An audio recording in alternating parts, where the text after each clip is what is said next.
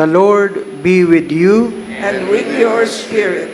A reading from the Holy Gospel according to Matthew. Glory to you, O Lord. At that time, Jesus exclaimed, I give you praise to you, Father, Lord of heaven and earth, for although you have hidden these things from the wise and the learned, you have revealed them to be the childlike. Yes, Father, such has been your gracious will. All things have been handed over to me by my Father. No one knows the Son except the Father, and no one knows the Father except the Son, and anyone to whom the Son wishes to reveal him. The Gospel of the Lord. Praise to you, Lord Jesus Christ.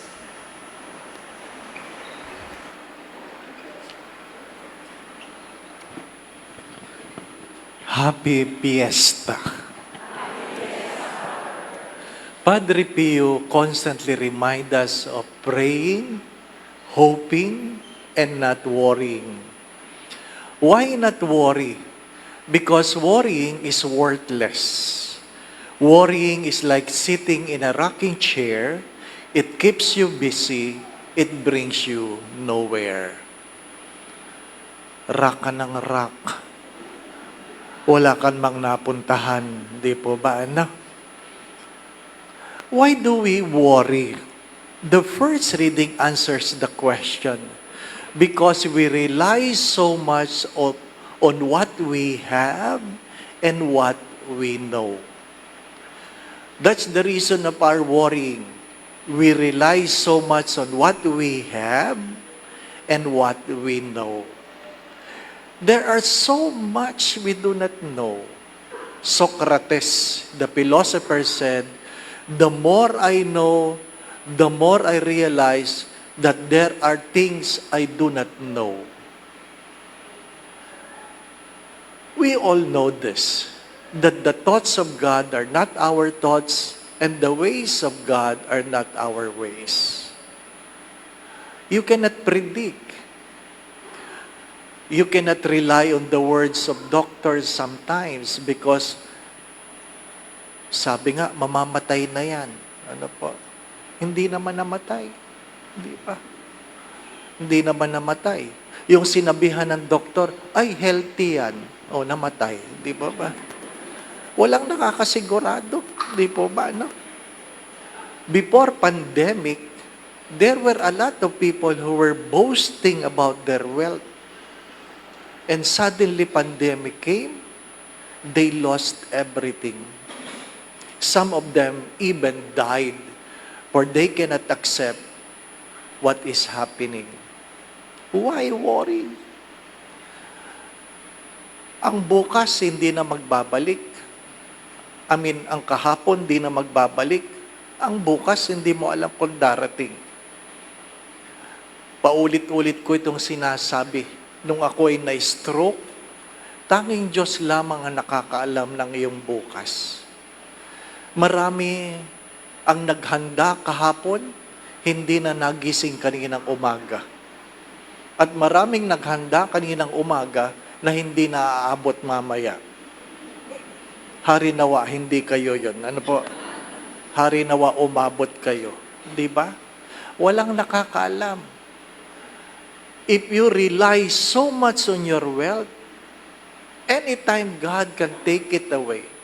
If you rely so much on your intelligence, anytime God will take it away. Maraming matalino na ngayon wala nang maalala. Nagkaroon ng dementia. Di po ba? Merong mayamang-mayaman na wala namang magawa. Nakahiga na lang. Kaya nga sabi nila, kainin mo ang iyong pagkain na parang isang bitamina kasi baka pagdating ng araw, yung bitamina mo, yun na lang ang pagkain mo. Hindi po ba? Nakakakita ba kayo ng mga tao na isang dakot ang gamot? Ano po? Oo. Yun na ang kanilang tanghalian. Ano po? Nabusog na sila doon. Bakit? Hindi sila nag-ingat sa kanilang kalusugan. Mga minamahal na mga kapatid, why? are you worrying? Ano ang kinakatakot mo? Ano kinakatakot mo? Kaya nga, ano sabi ni Padre Pio? Then learn to hope. Learn to hope.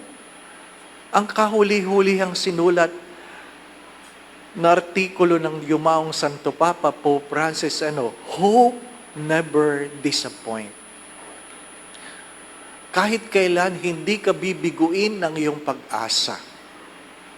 Ano sabi sa ikalawang pagbasa? Kung aasa ka sa Diyos, hindi ka bibiguin ng iyong pag-asa. Pag umasa ka sa tao, mabibigo ka. Asahan mo yun. Mabibigo ka. Kahit gaano ka kamahal ng asawa mo, mabibigo ka. Bakit? Either ikaw ang kukunin ni Lord o siya ang kukunin ni Lord. Di pa ba, no? Lahat naman mamamatay. Lahat naman mamamatay. Father, wag mo naman pag-usapan niya po namamatay. Ano po? Darating tayo doon. Ano po? Yung iba nga, nagpapasabi na, Father, sana naman, pag ako po'y namatay, misahan niyo ako. Sana wala kayong pilgrimage. Di ba? Oh. Paano mo sasagutin yon? Ayaw mo naman silang mabigo, kaya sasabihin mo, sige po, i-schedule natin. Di ba? Sino nakakaalam? Pwedeng ikaw, pwedeng ako ang wala na, hindi po ba? No? Pwedeng ikaw o pwedeng ako. Ang katabi mo, hindi mo alam kung makakatabi mo pa yan uli. Hindi po ba? No? Walang nakakaalam. Humawak ka. Learn to hope on something or in someone that you can rely. And who is that? Nothing but God. So, if you rely on God, learn to pray. Learn to pray. Pray is not a self-centered monologue, but a God-centered dialogue. Saint Ignatius of Loyola have said this, when you pray, pray as if everything depends on God. But when you work, work as if everything depends on you. Ano po? Hindi yung puro dasal na walang ginagawa. At hindi rin pwedeng gawa ng walang dasal. Ano po? Sapagkat pag hindi mo naman inihandog sa Diyos ang iyong gawain, mabibigo ka rin. Unless the Lord bless the works of your hands, you will labor in vain. Pray. Pray as if everything depends on God. But work as if everything depends on you. Natakot ba si Padre Pio na siya may sakit? Wala. Nag-alala ba siya nang nalaman niyang siya mamamatay na? Hindi. Gusto niyo ba yun? Na ikaw mismo, sasabihan ka mismo ng Diyos, 3 araw ka na lang. Di ba, ano? 3 araw ka na lang. Anong gagawin niyo pag 3 araw na lang kayo? Di ba? Wala, Padre, higa na lang ako. Ha? Dahil sinabihan siya 3 araw na lang siya, anong ginawa niya? Siya mismo ang nagpahukay ng kanyang libingan. Di ba, no? Kaya niyo ba yun? Ha? Pag tinanong ka ng asawa mo, anong ginagawa mo? Hinuhukay ko na. Ano? Ang alin? Ang lilibingan. Ha? Ramdam mo, mamamatay ka na, hindi para sa iyo. Di ba? Di ba? Anong biro ko sa inyo? Minsan mag-practice kayo, di ba? Practice. Ha?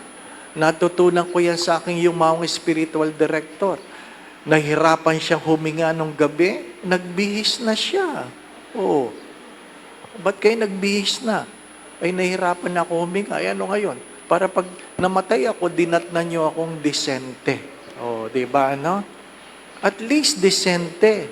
Ipagdasal niyo yun. Hindi kayo inabot na nagsi-CR. Di po ba, ano? Hindi kayo inabot na kung anong ginagawa ninyo. Di po ba, ano? Disente. Mag-practice kayo paminsan-minsan. Di ba, no? O, di ba? Maganda yon.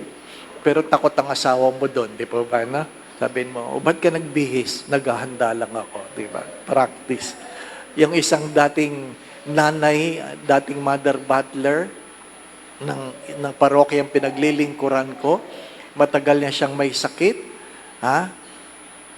At nagising sila, yung nanay nila, hindi nagising, ayaw gumising. Ha?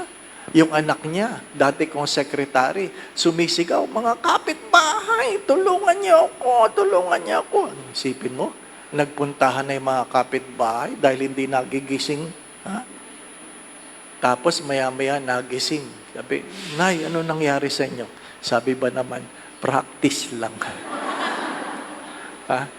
Pagka ganyan ng nanay mo, tuluyan mo na lang na. Di ba naman? Sabi niya, Father, nagkasala talaga ako. Ano po? Mayroong practice, di ba ba? Why? Those are attitudes of people who do not worry. Di ba? Do not worry. Pray and hope.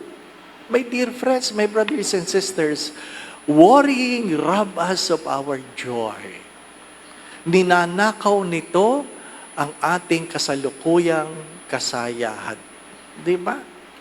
Why do you worry? Maganda yun eh.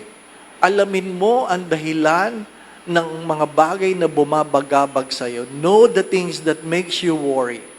And when you are able to identify it, then you begin to realize it is not worth worrying. It is not worth worrying. My dear friends, my brothers and sisters, ano sabi sa kalawang pagbasa? Ha?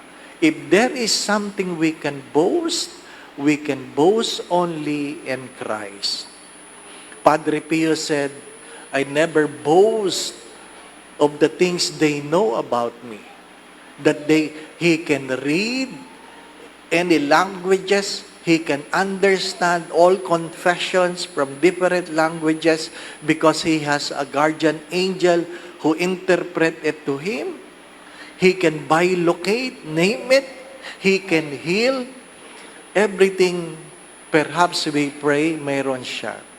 But what he is boasting was the 5 wounds, the stigmata that causes him pain for the past 50 years of his life.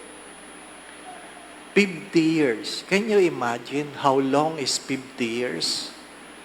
You have a wound that never heals, a wound that gives you pain, and it is one of the things he boasts, because I am given a chance to participate in the suffering of Christ.